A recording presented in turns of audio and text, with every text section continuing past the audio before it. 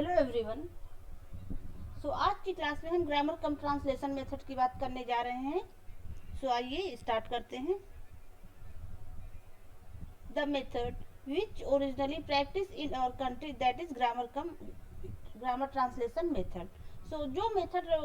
वो मेथड जो बेसिकली हमारे कंट्री में इस समय वाकई में प्रैक्टिस में है, वो उसको हम ग्रामर कम ट्रांसलेशन मेथड बोलते हैं।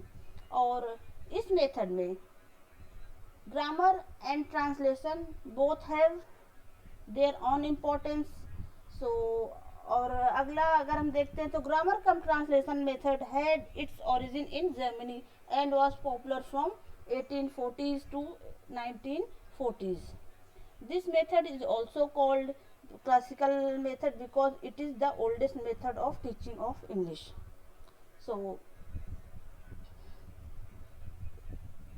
friends, वो मेथड जब हम ग्रामर कम ट्रांसलेशन मेथड की बात करते हैं, वो मेथड जो वाकई में हमारे देश में इस समय प्रैक्टिस में है, उसको हम ग्रामर ट्रांसलेशन मेथड बोलते हैं।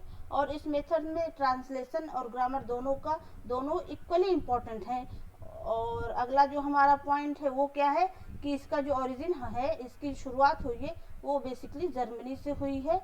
और ये जो बहुत ज़्यादा जो पॉपुलर रहा है 1840s से 1940s के बीच, ये मेथड बहुत ही ज़्यादा पॉपुलर रहा है। इस मेथड को क्लासिकल मेथड भी बोलते हैं क्योंकि ये सबसे पुराना मेथड रहा है टीचिंग ऑफ इंग्लिश का। आइए आगे बढ़ते हैं। It emphasizes on grammatical explanation and translation of language pattern. ये जो हमारा ग्रामर कम ट्रांसलेशन मेथड है, ये खास तौर से ग्रामेटिकल एक्सप्लेनेशन और लैंग्वेज पैटर्न के ट्रांसलेशन पे एम्फेसाइज करता है। In this method the rule is often memorized and subsequently cited to explain a similar situation. जो इस मेथड में खासतौर से ये देखने को हमें मिलता है कि जो रूल है वो मेमोराइज किया जाता है। Mother tongue becomes the medium of instruction of teaching. और जो हमारा मोस्ट इम्पॉर्टेंट पॉइंट है इस ग्रामर कम ट्रांसलेशन मेथड में, जो मीडियम ऑफ इंस्ट्रक्शन होता है फॉर टीचिंग, वो क्या होता है? मदर टंग होती है। Students needs to memorize the rules of grammar and translate passages from mother tongue into English and vice versa. जैसा कि हमने पहले बताया था कि इस मेथड में रूल इज ऑफन मेमोराइज, जो रूल होते हैं ग्रामर से रिलेटेड उसको एक तरह से वो मेमोराइज किए जाते हैं। स्टूडेंट्स क्या करता है, जो इसमें जो मदर टंग है उसका अपना इम्पोर्टेंस होता है, क्योंकि जो स्टूडेंट होता है वो मेमोराइज करता है रूल्स ऑफ ग्रामर और उसको ट्रांसलेट करता है मदर टंग से इंग्लिश में। और अगला अगर हम देखते हैं तो ये क्या है? This method is called the translation method. जैसा कि हमने पहले ही बताया था, this is grammar cum translation method. Translation method तो इसको कहेंगे ही। It is also called classical method कहा जाता है, और ये सबसे पुराना मेथड होता है टीचिंग इंग्लिश का। और ज़्यादातर ये कहाँ यूज होता है? It is used widely in Indian schools.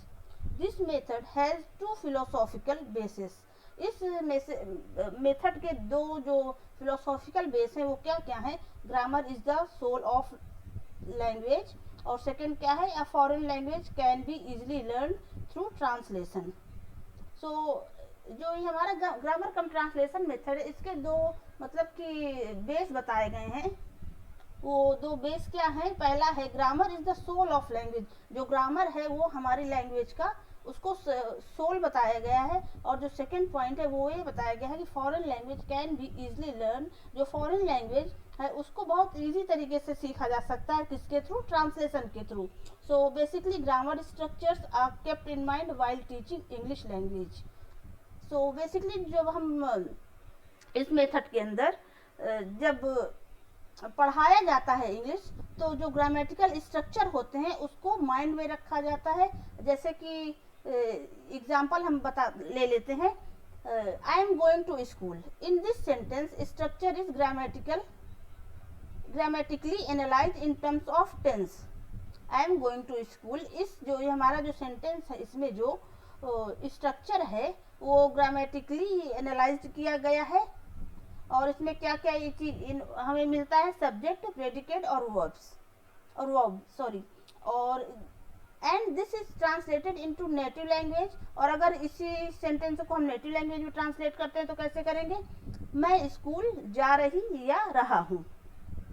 So okay, सो जैसा कि हम जानते हैं कि ये ग्रामर कम ट्रांसलेशन मेथड है, तो इसमें इसका जो ओरिजिन है वो हमारा जर्मनी है और ये पॉपुलर रहा है 1840 से लेकर 1940 तक।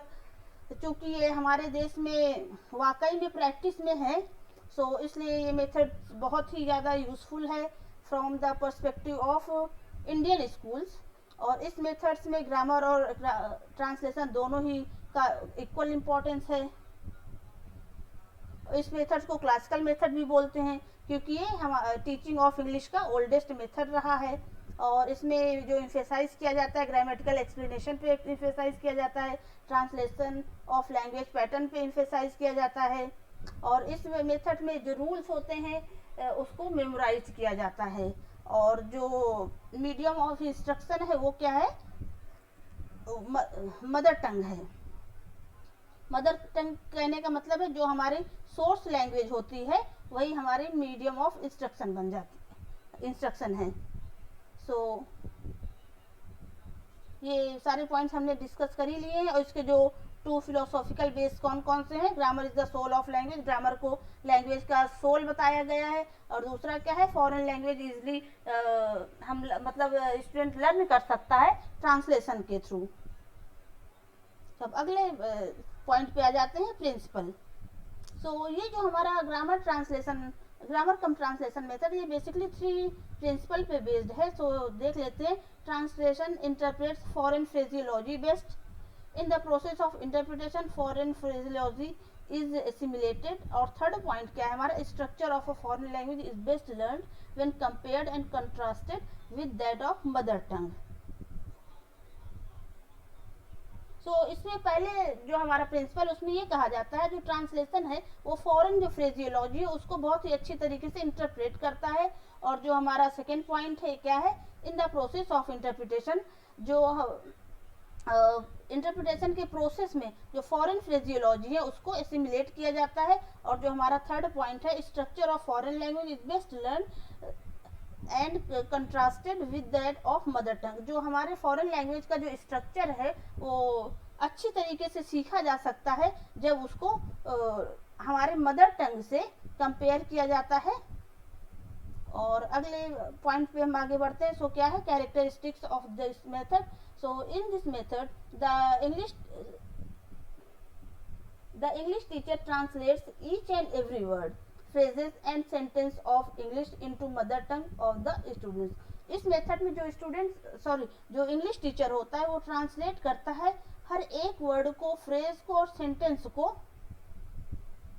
इंग्लिश के सेंटेंस को मदर टंग में। और क्या है, this is the oldest method of teaching English in our country. The unit of teaching is word, जो यूनिट ऑफ टीचिंग होता है वो वर्ड होता है। मदर टंग डोमिनेट्स, इसमें मदर टंग का बहुत ज़्यादा रोल होता है। सो मदर टंग को ये हम कह सकते हैं कि मदर टंग का ही मेन डोमिनेशन होता है। Grammatical rules are explained by the teacher, जो ग्रामेटिकल रूल होते हैं वो टीचर के द्वारा एक्सप्लेन किए जाते हैं। नेक्स्ट हमारा पॉइंट है कि इन दिस में method text book occupies an important place. Text book का भी बहुत इम्पॉर्टेंट रोल होता है। Text book has all reading material specific graded vocabulary and each lesson has some new words। So text book में हमको ये सारी चीज़ें देखने को मिलती हैं, सभी reading material, specific grade vocabulary and, और इसके साथ ही हर लेसन में कुछ न्यू वर्ड्स हमको देखने को मिलते हैं। इस प्रकार से lesson starts with the meaning of words and then explains the meaning of phrases and sentences. अब इसके बाद हम नेक्स्ट इसके मेरिट्स की बात कर लेते हैं। तो merits of translation method, it saves time so it is economical, method, ये समय की बचत करता है। It helps in enhancing the students vocabulary, students की वोकैबुलरी को इनहेंस करने में हेल्पफुल है। It follows the maxim from known to unknown, ये मैक्सिम को रूल को फॉलो करता है। फ्रॉम नोन टू अननोन कहने का मतलब है कि जो नोन जो है ये मदर टंग है, मदर टंग से इंसान जो है वो टारगेट लैंग्वेज की ओर स्टूडेंट्स बढ़ता है। सो ये इस मैक्सिम को फॉलो करता है, from known to unknown. It helps in having better and clear understanding of word meanings, ये वर्ड मीनिंग्स जो होती है उसकी क्लियर अंडरस्टैंडिंग में हेल्प करता है। This method can be easily use even in over crowded classroom, over crowded classroom में भी बहुत इजी वे से ये मेथड यूज किया जा सकता है। It explains grammatical rules, therefore it gives correct knowledge of English, ये ग्रामेटिकल रूल्स को एक्सप्लेन करता है, यद्यपि ये हमें इंग्लिश की करेक्ट नॉलेज देता है। This method can be use in every situation. This method tries to establish a strong link between new ideas and old ideas. It is convenient for the teacher because material add is not needed. इसके बाद हमारा अगला point है the unit of teaching is word not sentence. जैसा कि हमने पहले बताया था कि जो इस मेथड में यूनिट ऑफ टीचिंग होता है वो क्या होता है, वर्ड होता है। This method saves teachers labour, ये टीचर्स के लेबर को सेव करता है। We can test the comprehension of our peoples by this method, sometime it is found very useful in this in the senior classes for explaining complex ideas, abstract thoughts and meaning.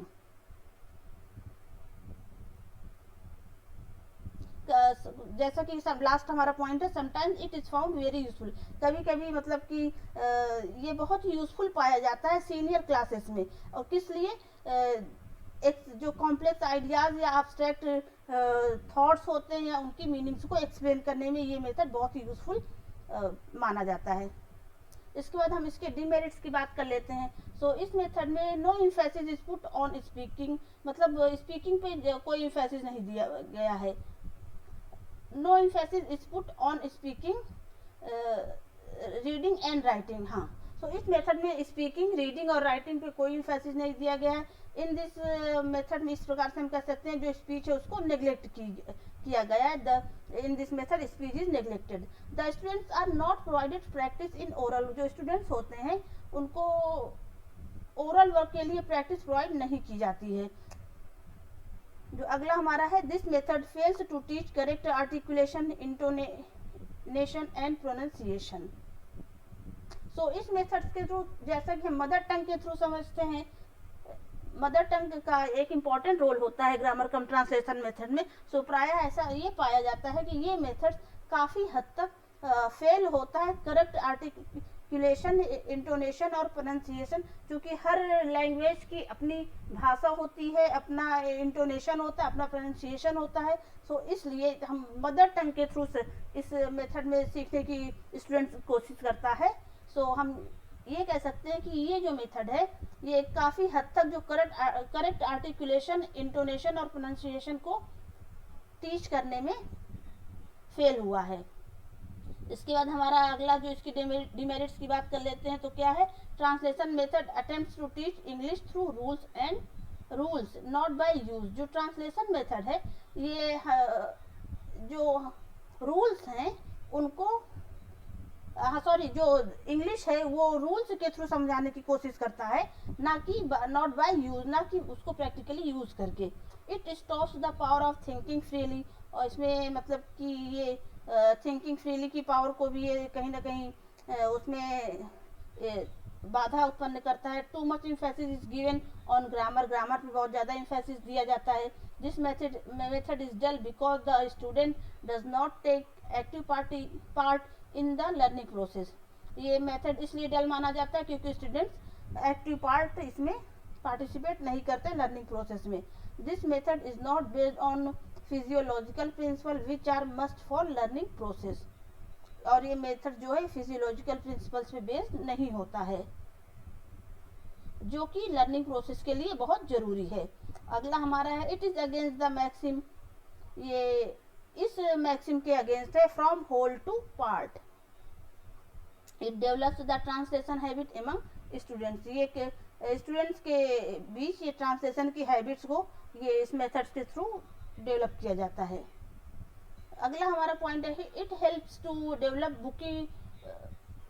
Booking English but prevents the delicate expression. इसमें जो book की English है वो develop की जाती है book के through, लेकिन ये डेलिकेट जो एक्सप्रेशन इंसान का होता है उसमें कहीं ना कहीं ये इसको प्रिवेंट करता है इस मेथड के थ्रू, ऐसा देखा जाता है। In English language we come across some structure which can not be translated into Indian languages.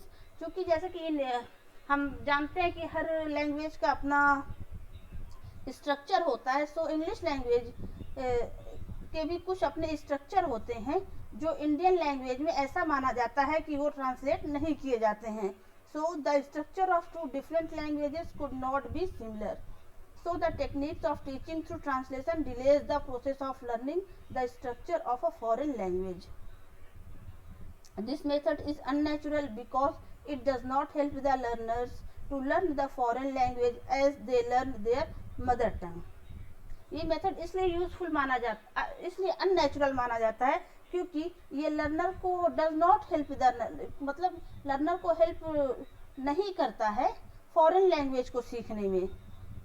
जैसे कि वो मदर टंग इंसान जो होता है वो बाय बर्थ ही सीखना शुरू कर देता है, लेकिन जो ये फॉरेन लैंग्वेज है इसको जो लर्नर होता है वो मतलब अपनी मदर टंग को ट्रांसलेशन के थ्रू फॉरेन लैंग्वेज को सीखने की कोशिश करता है। इसलिए ये माना जाता है कि ये जो मेथड है ये नेचुरल नहीं बल्कि अननेचुरल होती है। It completely neglects silent reading, model reading and rapid reading. और अगला क्या है हमारा, ये पूरी तरीके से साइलेंट रीडिंग, मॉडल रीडिंग और रैपिड रीडिंग को नेग्लेक्ट करता है। This method is uninteresting method because in this method students are only passive listener. ये मेथड इसलिए अनइंटरेस्टिंग है क्योंकि इसमें इस मेथड में जो स्टूडेंट्स होते हैं वो पैसिव लर्नर होते हैं। सो अब लास्ट में हम इवैल्यूएशन की बात कर लेते हैं। तो जैसे कि देखा जाता है in spite of so many demerits the translation method is still the most commonly used method in Indian school. It can thus be concluded that this method has been universally condemned. Even then, it continues to be popular with most of English teachers as well as English medium schools also in India. So बहुत सारी demerits हैं no doubt, लेकिन ये जो grammar cum translation method है ये फिर भी ये बहुत ही ज़्यादा पॉपुलर है और इंडियन स्कूल में इसका यूज़ अभी भी किया जाता है।